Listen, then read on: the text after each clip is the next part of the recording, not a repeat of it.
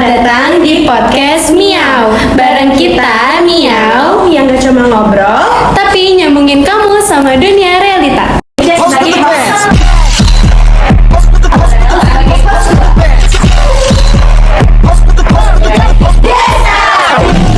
Apa kabar Multizens?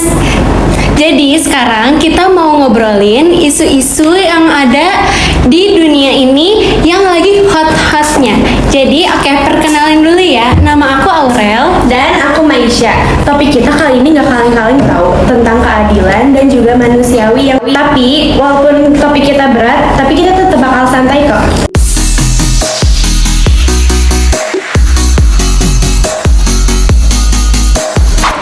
Kita langsung aja ya. Jadi langsung kita panggil aja geser kita hari ini Haura, Vina, Jia, dan Alia.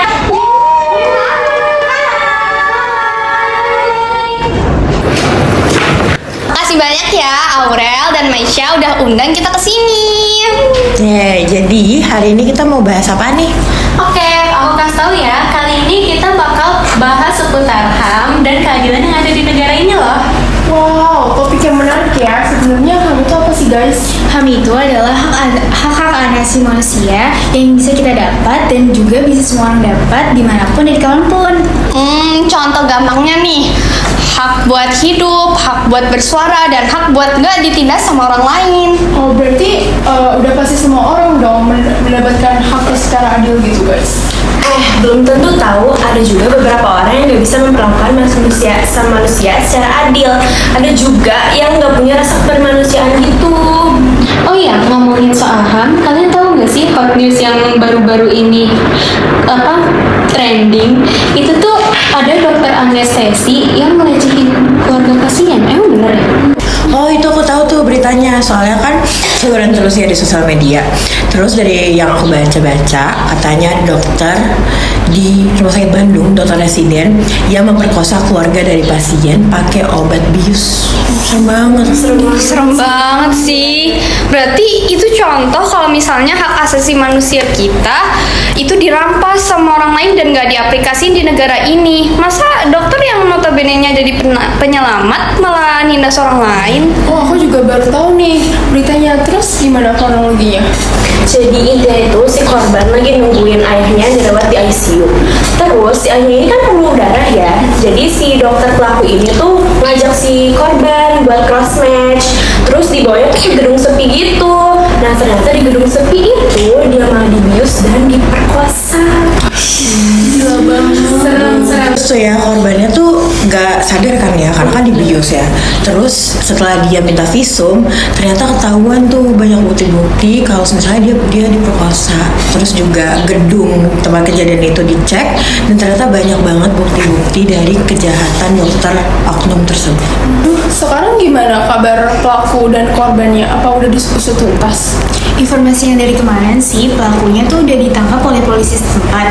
Terus juga kampusnya tuh belum kena sanksi untuk pelaku. Terus juga katanya ayah korban itu meninggal pada tanggal 28 Maret kemarin. Semoga ayah dari korban diterima di sisi Allah ya. Amin. Balik lagi nih, kalau secara SOP dari rumah sakit itu udah dicek sama kepolisian dan itu tuh sebenarnya rumah sakitnya aman, nggak ada hubungannya sama oknum ini. Berarti kan emang si oknumnya ini aja kan yang emang cari celah dan cari ruangan yang sepi buat ngelakuin aksinya itu. Apalagi dengar-dengar katanya dia punya fetish terhadap orang pingsan. Tapi ya seharusnya sebagai yang tadi Vina bilang, SOP rumah sakit itu sebenarnya udah harus berjalan ya. Tapi pasti ada aja loh orang yang kayak kurang gitu rasa kemanusiaannya. Jadi kayak suka mencari kesempatan dalam kesempitan.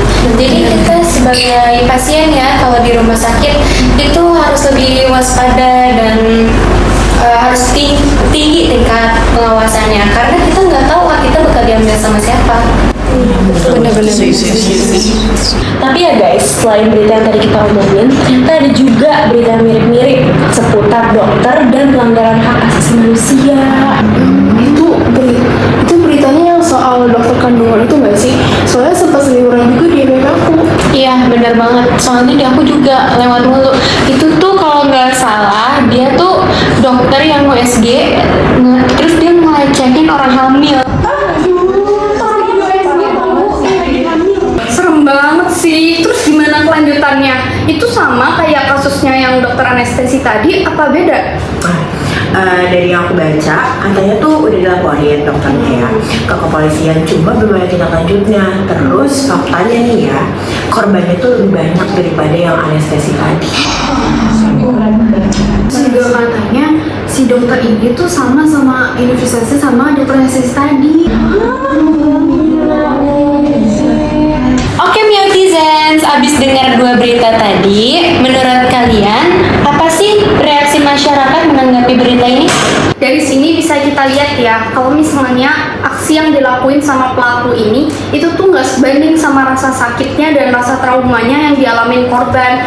Bisa kita lihat di masyarakat itu banyak banget yang kurang empati, malah nanyain itu kejadiannya enak atau enggak gitu kan. Kayak aneh banget. Makanya kita butuh penegakan hak asasi manusia di Indonesia biar masyarakat kita itu aman, damai, dan terlindungi. Setuju banget ya, setuju. Nah, terus dari situ pasti kita mikir nggak sih, gimana sih caranya biar kejadian ini tuh nggak keulang lagi? Iya benar-benar.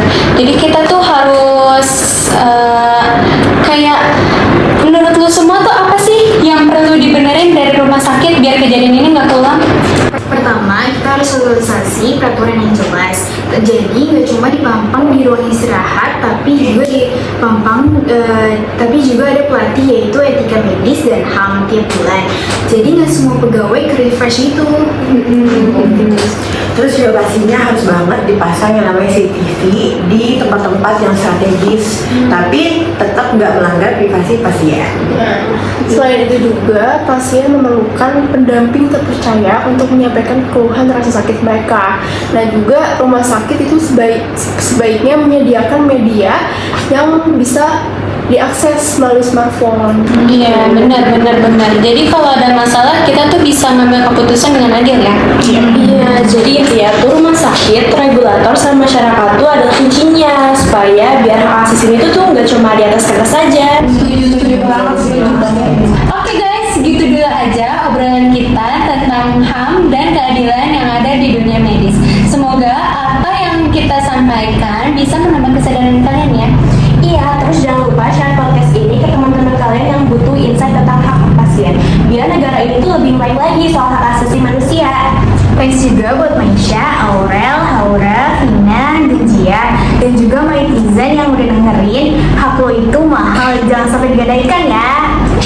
Terus juga stay safe buat yang lagi dengerin, Miotizens yang lagi nonton juga.